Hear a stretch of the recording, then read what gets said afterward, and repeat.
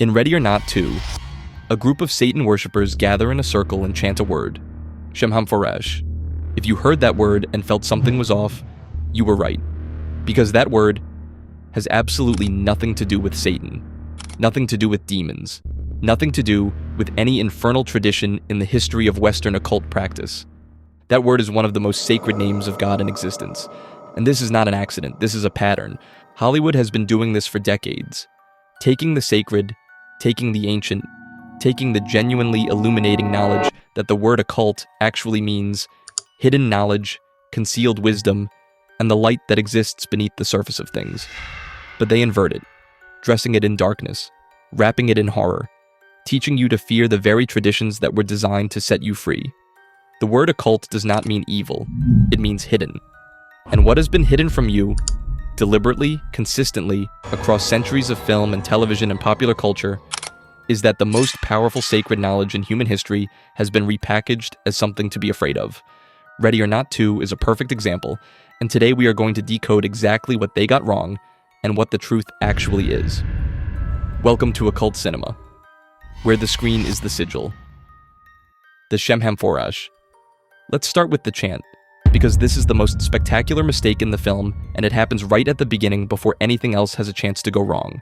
The characters gather, the ritual begins, and they chant SHEMHAMPHORASH. Here is what that word actually is. In the 14th chapter of Exodus, there are 3 consecutive verses, verses 19, 20, and 21, each containing exactly 72 letters in the original Hebrew. This is not a coincidence. The ancient Kabbalistic scholars who studied these verses noticed the symmetry and understood it as intentional divine encoding. They took the first verse and read it left to right. They took the second verse and read it right to left. They took the third verse and read it left to right again. And from those 3 verses read in that specific pattern, they extracted 72 3-letter combinations.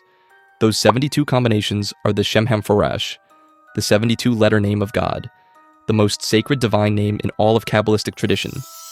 Each of the 72 combinations is the root of an angelic name, the 72 angels of the SHEMHAMPHORASH, each one governing a specific aspect of divine will, each one accessible through the specific combination of letters that forms their name.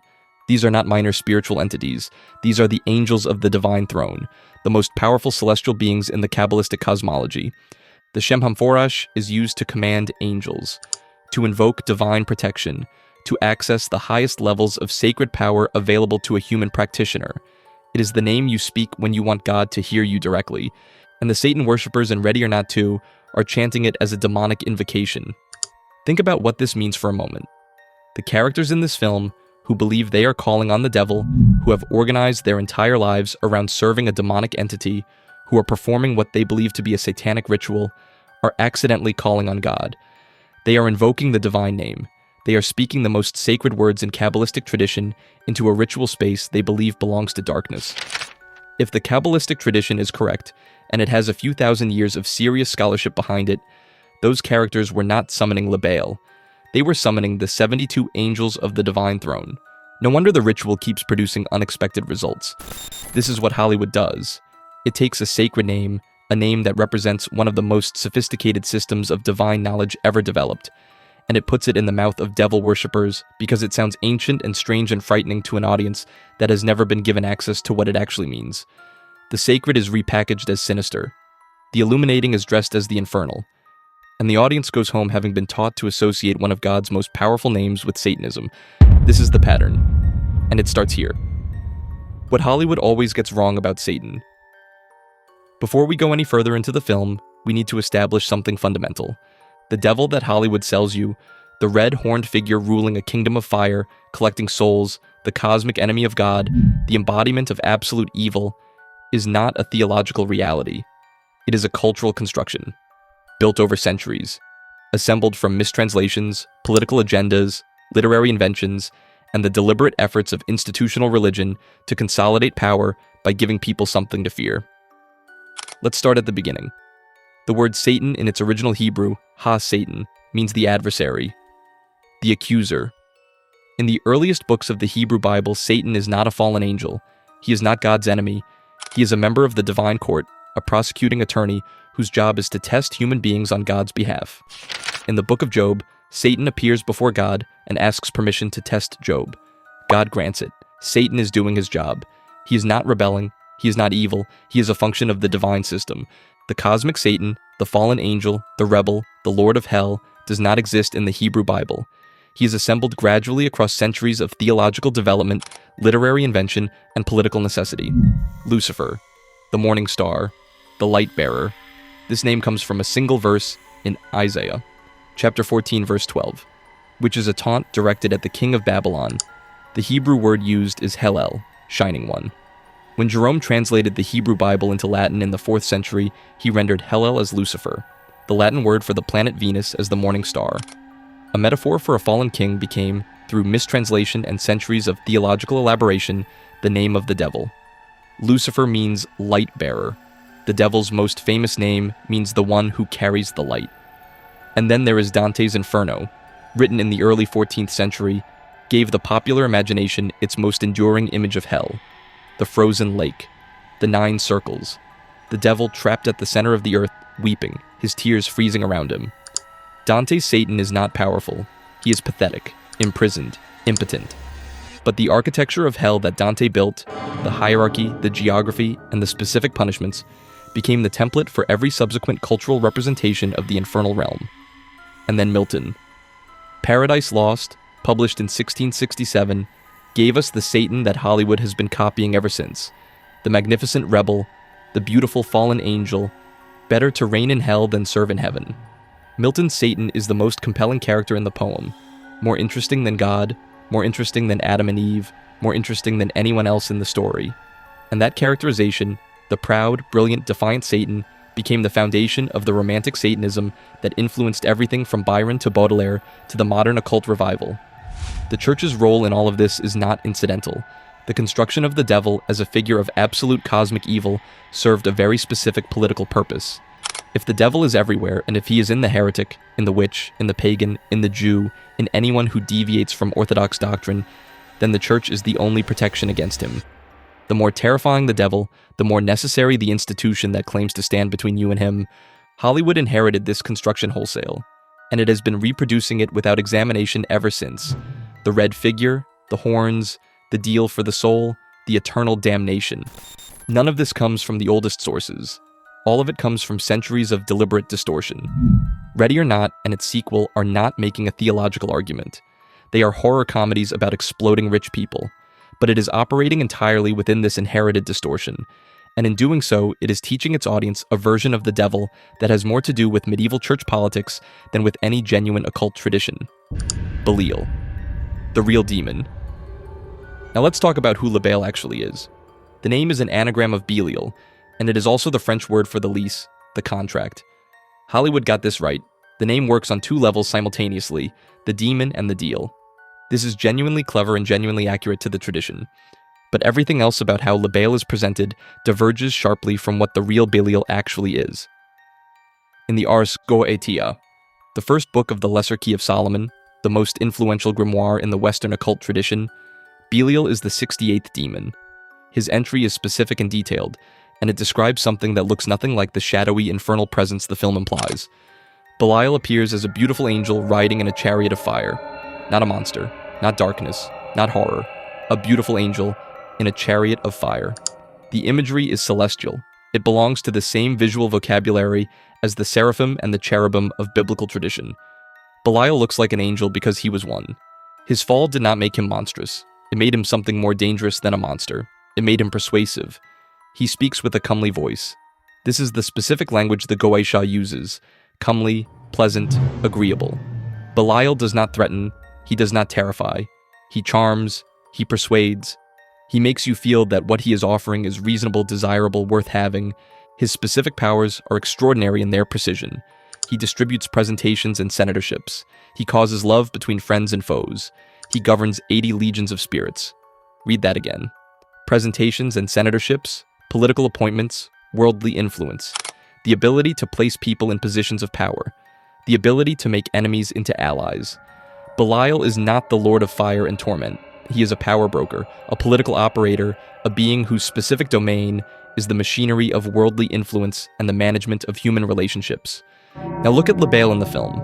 He runs a council of 6 families that secretly controls the world. He distributes power through a hierarchy of political appointments, the high seat, the council positions, the specific rankings of influence. He causes the families to serve him through a combination of desire and obligation. He manages the relationships between powerful people. This is Belial, precisely, accurately. The film accidentally created a character whose function maps almost perfectly onto the real demon's described powers, while simultaneously presenting him in a visual and atmospheric language that has nothing to do with the actual tradition. The real Belial is more frightening than the film's version, not because he is more powerful, because he is more plausible. A beautiful angel who speaks pleasantly and offers you a senatorship is infinitely more dangerous than a shadowy figure in the darkness, because you might actually say yes. There is one more detail from the GOATIA that is essential. Belial must be constrained by a magic circle or he will not tell the truth. He requires a specific ritual containment before he will deal honestly. Without the circle, without the specific protective structure that the operator constructs, Belial lies. He deceives, he tells you what you want to hear. The Ladomas family, and every family on the council, has been dealing with Belial without a magic circle for generations. They have been operating without the protective structure that the tradition requires. They have been taking his word for everything, and he has been lying to them the entire time. The Ars, GOATIA, and GOETIC demonology. The film presents a world where powerful families serve a demon, where the demon holds all the power, where the humans are the instruments of the demon's will. This is the precise opposite of how GOETIC demonology actually works. The Ars GOATIA is the first book of the Lesser Key of Solomon, a 17th century grimoire that codifies a tradition reaching back through medieval demonology to the legendary magical practice of King Solomon himself. It contains the names, seals, ranks, and specific powers of 72 demons, and it is a manual for commanding them, not serving them, commanding them. The entire structure of GOETIC practice is built on the premise that the human operator is in a position of authority over the demonic entity. The magician constructs a magic circle, a protective boundary that the demon cannot cross. Outside the circle, the magician stands in safety. Inside a triangle of art, a separate geometric space, the demon is constrained and compelled to appear. The magician holds the demon's seal, a specific symbol that binds the entity to the operator's will, and the magician speaks the conjuration, the specific words that compel the demon to appear, to answer truthfully, and to perform the requested service. The demon does not own the magician owns the demon's service. Solomon himself, according to the tradition, bound all 72 demons in a brass vessel sealed with his ring. He commanded them to build the temple. He used their specific powers for specific tasks, and when the work was done, he sealed them away. The most powerful demons in the Western occult tradition spent their existence in a brass jar because a human being put them there. The 72 demons are organized into a precise bureaucratic hierarchy: kings, dukes, princes, marquises, presidents, earls, knights. Each rank governs a specific number of legions. Each demon has a specific domain of power: knowledge, influence, transformation, elemental forces, human emotions. The system is not chaos, it is a bureaucracy, a highly organized structure of specific powers and specific obligations. And the relationship between the 72 demons and the 72 angels of the SHEMHAMPHORASH is the most extraordinary detail in the entire tradition. Each of the 72 demons corresponds to one of the 72 angels. They are two sides of the same system, the divine and the infernal organized into the same numerical structure, the same hierarchical framework, the same 72-part architecture. This is why the SHEMHAMPHORASH chant in the film is so precisely wrong. The characters are using the divine side of the system, the angelic names, in a ritual designed to invoke the infernal side. They have the right number, they have the right tradition, they have the right ancient source material, and they have it completely backwards. The film's council families do not practice GOETIC demonology. They practice something that looks like GOETIC demonology the way a child's drawing looks like a photograph. The shape is vaguely recognizable, the substance is entirely absent. The Faustian Pact, real versus Hollywood. The blood contract is the heart of both Ready or Not films, the deal that started everything. The agreement that bound the Ladomas family, and eventually the entire council, to Belial's service in exchange for wealth and power. Hollywood's version of this deal is simple. You give the devil your soul. He gives you what you want. At death, he collects. Eternal damnation follows. This is not how demonic pacts work in the actual grimoire tradition. Not even close. In the real tradition, a demonic pact is a contract of service, not a sale of the soul. The practitioner agrees to perform specific acts, make specific offerings, or provide specific services in exchange for the demon's assistance with specific goals. The soul is not the currency. The soul is not mentioned. The transaction is practical, specific, and bounded by the terms of the agreement. The blood contract in real occult tradition is significant not because blood is the price, but because blood is the seal. Blood carries the life force, the specific energetic signature of the individual. A document sealed in blood is bound to the person who bled for it in a way that ink cannot replicate. It is a biometric signature in the most literal sense. The blood does not give the demon power over you. It identifies you as the party to the agreement.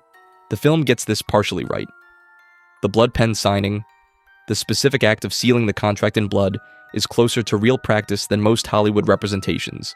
The contract is written. The terms are specific. The signing is a formal act of binding. This is the structure of a real grimoire pact.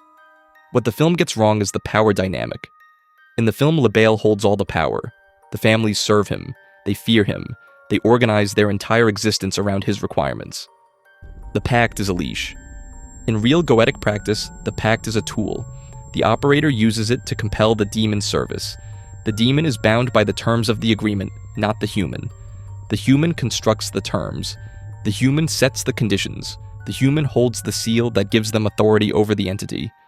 The Ladomas family, and every family on the council, made their pact without understanding this. They approached BELIAL as supplicants, as servants, as people asking for a favor from a more powerful being, and in doing so they gave away the authority that the tradition was designed to preserve. The historical record of real demonic pacts is instructive here. Urbain Grandier, the French priest executed for witchcraft in 1634, was said to have signed a pact with multiple demons including Lucifer, Beelzebub, Satan, Astaroth, and others. The pact that was produced at his trial, almost certainly a forgery, is written in Latin and signed in blood. But even in this fabricated document, the structure is a mutual agreement, not a surrender. The real Faustian legend, before Marlowe, before Goethe, before Hollywood, is the story of a man who sought knowledge and power through demonic assistance and paid a price for overreaching. The price was not his soul in the Hollywood sense.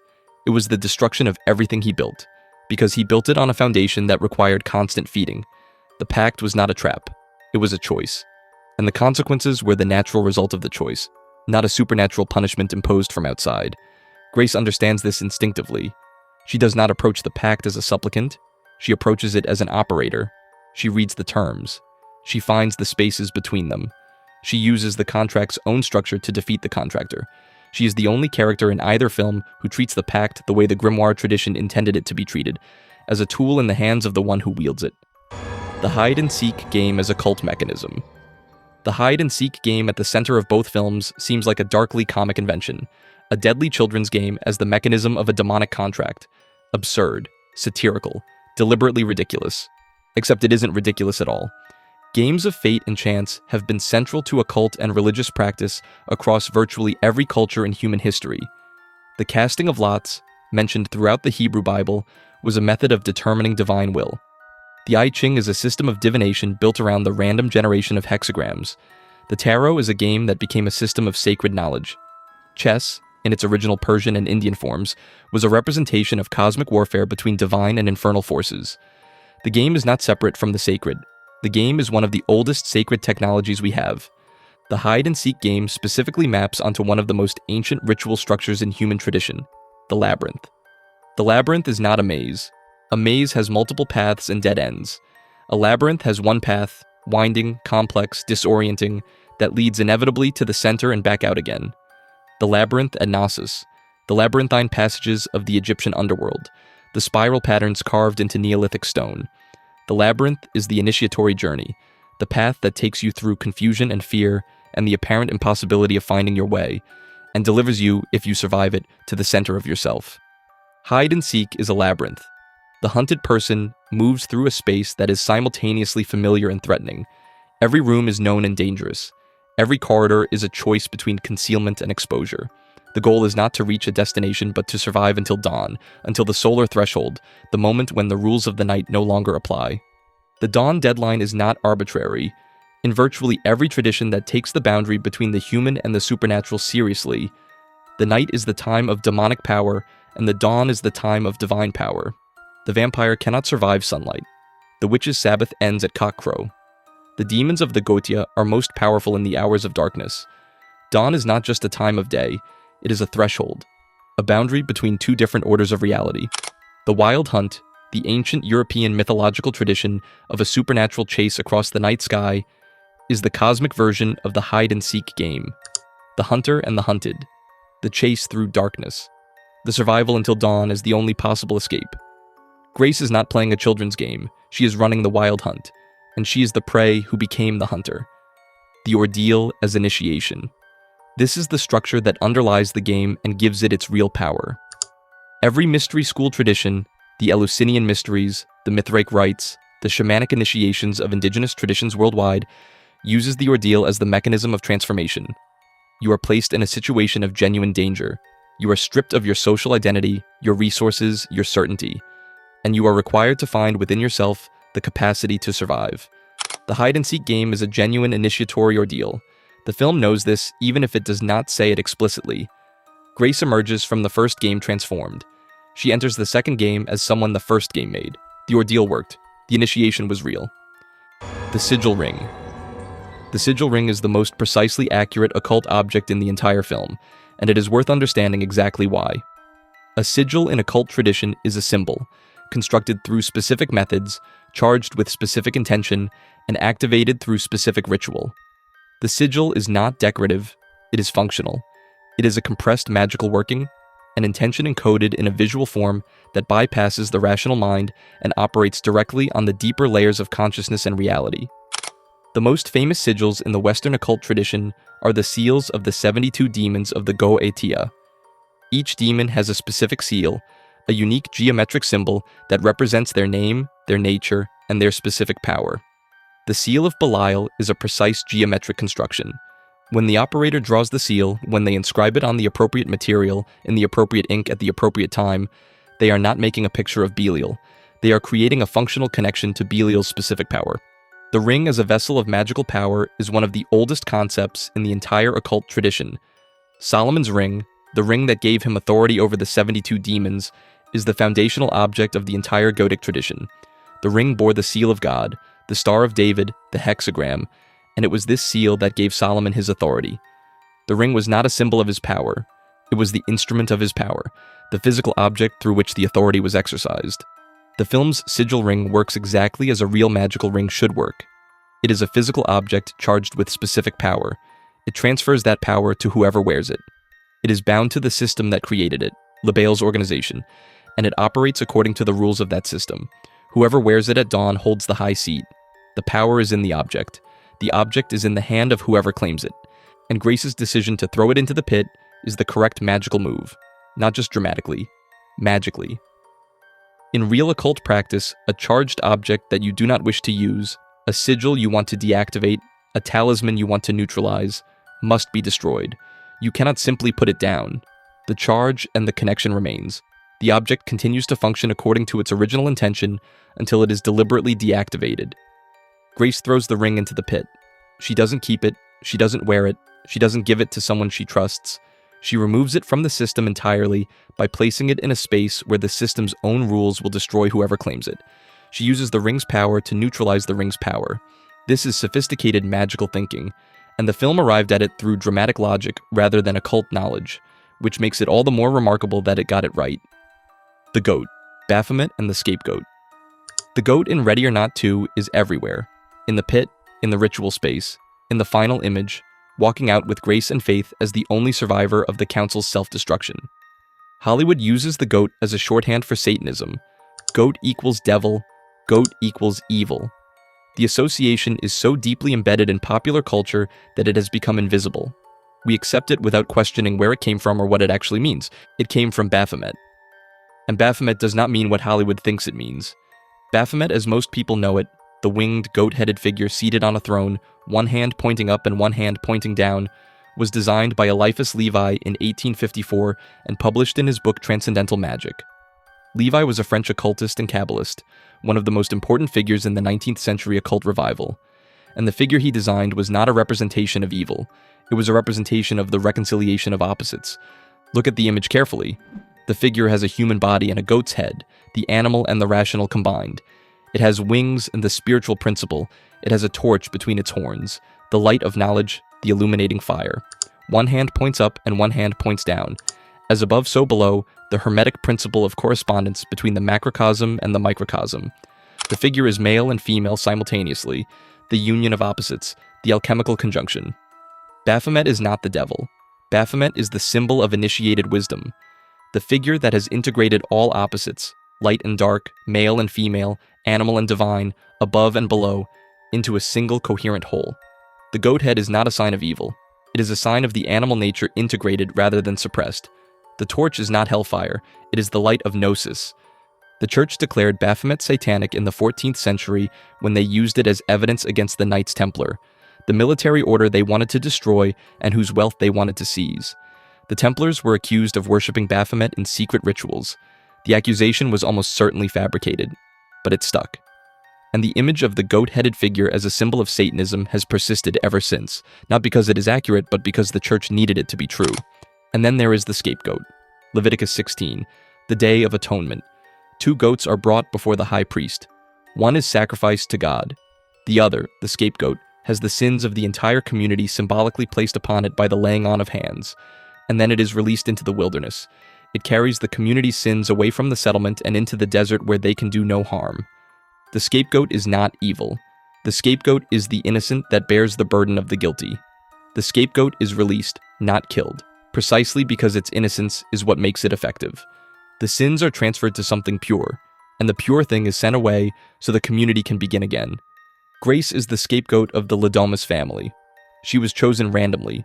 She was innocent of any knowledge of the game. She was made to bear the burden of a tradition she had no part in creating, and she was supposed to be sacrificed, so the community, the family, the council, could continue. But the scapegoat escapes, and the live goat that walks out with grace and faith at the end of the film is the most precise occult image in either Ready or Not movie. The innocent escaping while the guilty destroy each other. The scapegoat released. The Levitical ritual completed, not with the sacrifice of the innocent, but with the destruction of those who demanded it. The Council of Six. Real demonic hierarchies. The Council of Six Families that secretly runs the world is the film's most direct satirical target, and it is aimed at something real. 72 demons are organized into a precise hierarchical structure. At the top are the 4 kings, Baal, Paimon, Beleth, and Asmodai, who govern the cardinal directions and hold authority over all the demons beneath them. Below the kings are dukes, princes, marquises, presidents, earls, and knights, each rank governing a specific number of legions, each demon holding a specific domain of power. This is not chaos. This is a bureaucracy. A highly organized, hierarchically structured system of power with clear lines of authority, specific domains of responsibility, and precise rules governing the relationships between its members. John Milton understood this. In Paradise Lost, published in 1667, he created Pandemonium, the palace of all demons, the infernal parliament where Satan's council gathers to debate their response to the fall. Milton's demons are not mindless servants of evil. They are politicians. They argue. They disagree. They have factions and alliances and competing interests. Moloch wants war. Belial counsels inaction. Mammon wants to build an infernal civilization. Beelzebub, Satan's closest ally, proposes the corruption of the new human creation. Milton's Pandemonium is the template for every fictional demonic council that followed it, including the council in Ready or Not 2. But the film's council is not just a literary invention. It is a satire of something that exists in the real world, or that a significant portion of the population believes exists in the real world. The Bilderberg Group, the Council on Foreign Relations, the Trilateral Commission, Skull and Bones, the Bohemian Grove. These are real organizations, some more secretive than others, that bring together the most powerful people in politics, finance, media, and industry for meetings that are not open to the public. The conspiracy theory tradition has long argued that these organizations are not just networking events, but the actual mechanisms of global power, that the decisions made in these rooms determine the fate of nations. Notice how I don't add the Freemasons to this list, because they have been demonized unfairly and similarly scapegoated as an evil group as well, but they are not. More on this later. The film takes this conspiracy theory and literalizes it. The Council of Six Families is the Bilderberg Group with a demonic contract. The high seat is the chairmanship of the real world's hidden power structure. The hide-and-seek game is the mechanism by which membership in the elite is tested and renewed. And the film's argument that this system is self-destructive, that the people who serve it are consumed by it, that the only winning move is to refuse to play, is the most radical political statement a mainstream horror comedy has made in years. Grace does not reform the system. She does not take it over and run it better. She throws the ring into the pit and walks away. She refuses the power entirely. And the system, deprived of anyone willing to hold its central object, destroys itself. Grace as the uninitiated becoming the initiated. We have spent 9 chapters correcting what the film got wrong. Now let's talk about what it got profoundly right. The initiatory arc of Grace Macaulay across both Ready or Not films is one of the most complete and structurally accurate depictions of occult initiation in mainstream horror cinema. Not because the filmmakers were drawing on occult tradition deliberately, but because the initiatory structure is so fundamental to human experience that it surfaces naturally in any story about genuine transformation. In the mystery school traditions of the ancient world, the Eleusinian mysteries, the Mithraic rites, the Orphic initiations, the initiation was structured in degrees.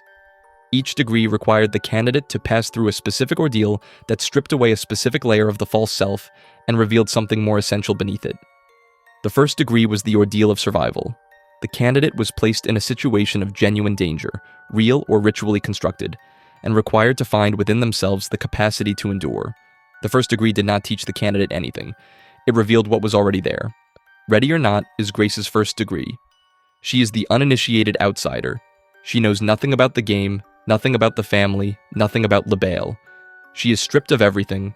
Her wedding dress becomes a weapon, her new family becomes her hunters, her new husband becomes her enemy. And she survives. Not because she was prepared, because she was capable. The ordeal revealed what was already there. The second degree was the ordeal of mastery. The candidate who had survived the first degree returned, now with knowledge, now with experience, now with the specific understanding that only the first ordeal could provide. The second degree required not just survival, but the application of what the first degree taught. The candidate had to use the system's own structure against itself. Ready or Not 2 is Grace's second degree. She enters the game with knowledge. She reads the rules. She finds the loopholes. She uses the marriage contract, the system's own mechanism, to gain access to the system's highest position. She uses Titus's own words, "There are no rules about killing family members," to kill Titus. She does not survive despite the system. She survives through it. She masters it, and then she refuses it. The third degree, and in every mystery school tradition that has a third degree, is the ordeal of renunciation. The candidate who has survived the first ordeal and mastered the second is offered the power that the system represents. The throne, the high seat, the ring, and the true initiate refuses it. Not because the power is not real, but because the initiate has understood something that the power cannot give them, that the system itself is the trap, and that true sovereignty lies outside it. Grace throws the ring into the pit. She refuses the high seat. She walks away from the most powerful position in the world's hidden power structure with her sister and a goat. This is the third degree. This is the completion of the initiatory arc. This is what the mystery schools were trying to produce. Not a person who holds power, but a person who has proven they do not need it. And BELIAL nods. In real GOETIC tradition, when the operator has successfully commanded the demon, completed the working, and released the entity according to the proper forms, the demon acknowledges the operator. Not as a servant acknowledges a master, as one power acknowledges another. The nod is not approval, it is recognition. BELIAL recognizes Grace as someone who has beaten him at his own game using his own rules. She is not his servant. She never was. She was his most successful initiate. The screen was the sigil. The sigil worked. And the woman who walked into that game with nothing, walked out of it with everything that actually matters.